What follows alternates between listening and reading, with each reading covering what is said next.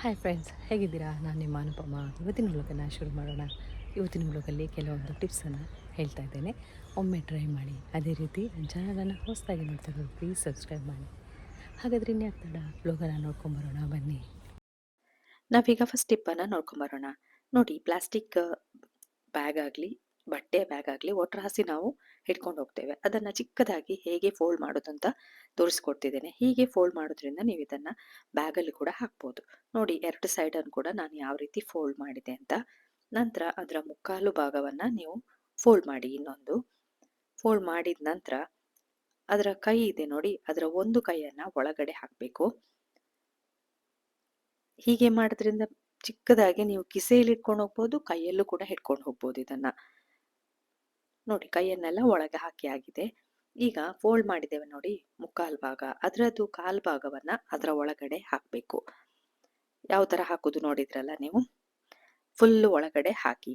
ಎಷ್ಟು ಚಿಕ್ಕದಾಯ್ತು ಬ್ಯಾಗ್. ಎಷ್ಟು ದೊಡ್ಡ ಬ್ಯಾಗ್ ಆದ್ರೂ ನೀವು ಇದನ್ನ ಈ ರೀತಿ ಫೋಲ್ಡ್ ಮಾಡಿಕೊಂಡು ಕಿಸೆಯಲ್ಲಿ ಇಲ್ಲಾದ್ರೆ ಬ್ಯಾಗಲ್ಲಿ ಹಾಕೊಂಡು ಅಥವಾ ಕೈಯಲ್ಲಿ ಹಿಡ್ಕೊಂಡು ಆರಾಮವಾಗಿ ಹೋಗ್ಬೋದು. ನೋಡ್ಲಿಕ್ಕೂ ಕೂಡ ಕ್ಯೂಟ್ ಆಗಿ ಕಾಣ್ತಾ ಇದೆ.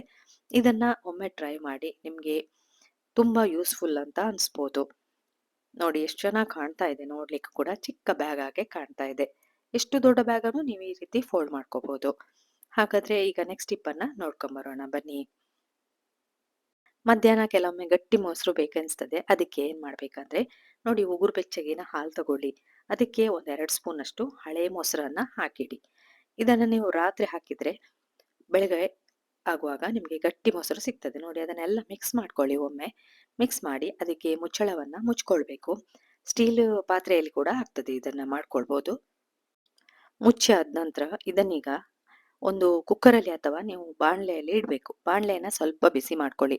ಬಿಸಿ ಮಾಡ್ಕೊಂಡ ನಂತರ ಒಂದು ಪೇಪರನ್ನ ಅದರ ಮಧ್ಯಕ್ಕಿಟ್ಟು, ಬಾಕ್ಸ್ ಇದೆ ನೋಡಿ ಮೊಸರು ಹಾಕೊಂಡದ್ದು, ಅದನ್ನ ಒಳಗಡೆ ಇಟ್ಟು ಅದಕ್ಕೊಂದು ಮುಚ್ಚಳವನ್ನ ಮುಚ್ಚಬೇಕು. ಕುಕ್ಕರ್ ಆದ್ರೆ ಆರಾಮಾಗಿ ನೀವು ಕ್ಲೋಸ್ ಮಾಡ್ಕೋಬಹುದು. ಮಾಡ್ಕೊಂಡ ನಂತರ ಇದನ್ನೊಂದು 5ರಿಂದ 6 ಗಂಟೆ ಹಾಗೆ ಬಿಟ್ಬಿಡಿ, ಅಥವಾ ಓವರ್ ನೈಟ್ ಹಾಗೆ ಇರಲಿ, ಏನು ಪ್ರಾಬ್ಲಮ್ ಇಲ್ಲ. ಈಗ ಇದನ್ನ ನಾನು ರಾತ್ರಿ ಮುಚ್ಚಿಟ್ಟಿದ್ದೇನೆ. ಈಗ ಬೆಳಿಗ್ಗೆ ಆಗಿದೆ. ನೋಡಿ ಯಾವ ರೀತಿ ಆಗಿದೆ ಅಂತ ನೋಡ್ಕೊಂಬರುವ. ಒಳ್ಳೆ ಗಟ್ಟಿ ಗಟ್ಟಿ ಮೊಸರು ಸಿಗ್ತದೆ. ಮಧ್ಯಾಹ್ನ ಮಕ್ಕಳಿಗೆಲ್ಲ ಇದನ್ನ ತಿನ್ಬೇಕಂತ ಅನಿಸಿದಾಗ ಈ ರೀತಿ ಮಾಡ್ಕೋಬಹುದು ನೀವು. ನೋಡಿ, ನಾನು ಮುಚ್ಚಳವನ್ನ ತೆಗೆದು ಸ್ಪೂನಲ್ಲಿ ಕೂಡ ತೋರಿಸ್ತೇನೆ ಯಾವ ರೀತಿ ಆಗಿದೆ ಅಂತ. ನೋಡಿ, ಸ್ಪೂನ್ ಹಾಕ್ತಾ ಇದ್ದೇನೆ ಈಗ. ಗಟ್ಟಿಯಾದ ಮೊಸರು ಸಿಗ್ತದೆ. ಇದಕ್ಕೆ ಸಕ್ಕರೆ ಹಾಕಿ ತಿಂದ್ರೆ ಇನ್ನು ಮಜಾನೇ ಬೇರೆ. ನೋಡಿ ಎಷ್ಟು ಗಟ್ಟಿಯಾಗಿದೆ ಅಂತ. ಮಕ್ಕಳಿಗೆಲ್ಲ ಇದನ್ನ ಮಧ್ಯಾಹ್ನ ಕೊಡ್ಬೋದು. ಇದನ್ನೊಮ್ಮೆ ಟ್ರೈ ಮಾಡಿ. ಹಾಗಾದ್ರೆ ಈಗ ನೆಕ್ಸ್ಟ್ ಟಿಪ್ ನೋಡ್ಕೊಂಡ್ ಬರೋಣ. ಚಪಾತಿ ಹಿಟ್ಟು ಕಲಸುವಾಗ ಚಪಾತಿ ಹಿಟ್ಟು ಕಲಸಿದ ನಂತರ ಪಾತ್ರೆಗೆಲ್ಲ ಅಂಟ್ಕೊಳ್ತದೆ.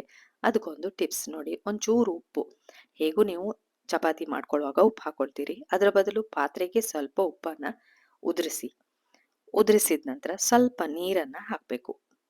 ಒಂದೆರಡು ಡ್ರಾಪ್ ನೀರನ್ನ ಹಾಕಿ ಪಾತ್ರೆ ಇಡಿ, ಉಪ್ಪು ಮತ್ತೆ ನೀರನ್ನ ಉಜ್ಕೊಳ್ಳಿ. ಸೈಡ್ ಎಲ್ಲ ಉಜ್ಬೇಕು. ನೋಡಿ, ಈ ತರ ಉಜ್ಜಿಟ್ಕೊಳ್ಬೇಕು. ಮತ್ತೆ ನೀವು ಚಪಾತಿ ಮಾಡುವಾಗ ಉಪ್ಪು ಹಾಕ್ಬೇಕಂತೆಲ್ಲ, ಇದೇ ಸಾಕಾಗ್ತದೆ.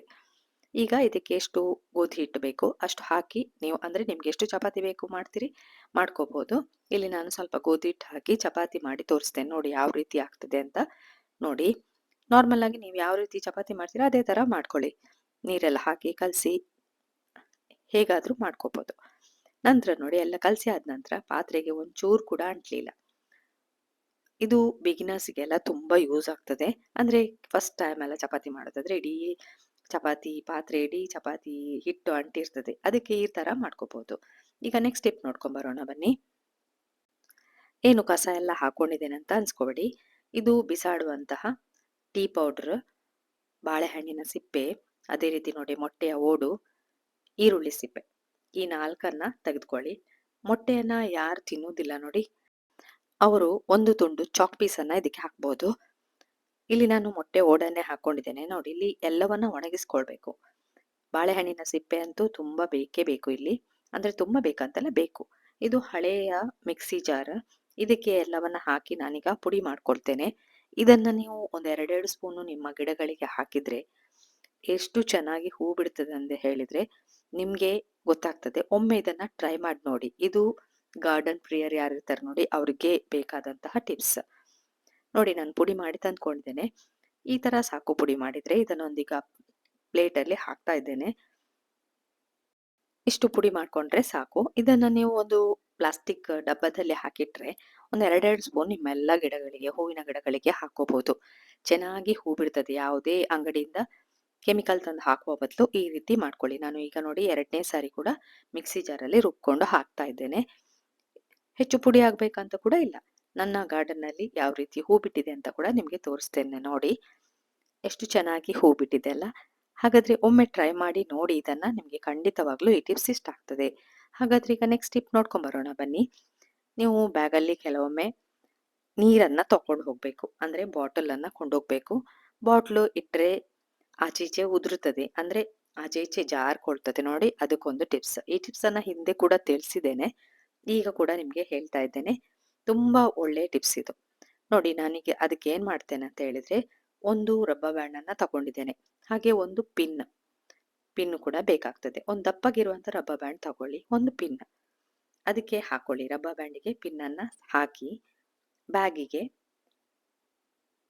ಫಿಕ್ಸ್ ಮಾಡ್ಕೊಳ್ಳಿ. ಅಂದ್ರೆ ಪಿನ್ ಅನ್ನ ಹಾಕೊಳ್ಳಿ. ನಾರ್ಮಲ್ ಆಗಿ ಯಾವ ರೀತಿ ಹಾಕ್ತೀರಿ ಅದೇ ತರ ಹಾಕೊಳ್ಳಿ. ನಂತರ ನೀವು ಬಾಟಲ್ ಅನ್ನ ಇದರ ಒಳಗಡೆ ಅಂದ್ರೆ ರಬ್ಬರ್ ಬ್ಯಾಂಡ್ ನ ಒಳಗಡೆ ಫಿಕ್ಸ್ ಮಾಡಿಟ್ಕೊಂಡ್ರೆ ನೀರು ಚೆಲ್ಲೋದು ಬಿಡಿ, ಬಾಟಲ್ ಕೂಡ ಅಲ್ಲಾಡುದಿಲ್ಲ. ಇದನ್ನ ನೀವು ಮಾಡಿ ನೋಡಿ. ನಿಮ್ಗೆ ಖಂಡಿತವಾಗ್ಲೂ ಖುಷಿ ಆಗ್ತದೆ. ದೂರಕ್ಕೆ ಹೋಗುವಾಗ ಆರಾಮಾಗಿ ಯಾವುದೇ ಟೆನ್ಷನ್ ಇಲ್ಲದೆ ಬಾಟ್ಲಲ್ಲಿ ನೀರನ್ನ ಕೊಂಡೋಗ್ಬಹುದು. ಈ ಎಲ್ಲ ಟಿಪ್ಸ್ ಅಲ್ಲಿ ಯಾವ ಟಿಪ್ಸ್ ಇಷ್ಟ ಆಯ್ತು ಅಂತ ನನಗೆ ಕಮೆಂಟ್ಸ್ ಬಾಕ್ಸ್ ಅಲ್ಲಿ ಹಾಕಿ. ಇನ್ಯಾಕ್ ತಡ, ಎಲ್ಲವನ್ನ ಒಮ್ಮೆ ಟ್ರೈ ಮಾಡಿ. ಅದೇ ರೀತಿ ಸಬ್ಸ್ಕ್ರೈಬ್ ಮಾಡಿದವರು ಪ್ಲೀಸ್ ಸಬ್ಸ್ಕ್ರೈಬ್ ಮಾಡಿ. ಈ ವ್ಲಾಗನ್ನ ನಾನು ಇಲ್ಲಿಗೆ ಮುಗಿಸ್ತಾ ಇದ್ದೇನೆ. ಇನ್ನು ನಿಮಗೆ ಹೊಸ ವ್ಲಾಗ್ನೊಂದಿಗೆ ಸಿಗ್ತೇನೆ. ಪುರ್ಸೊತ್ ಮಾಡಿ ನೋಡಿದ್ದಕ್ಕೆ ಥ್ಯಾಂಕ್ ಯು.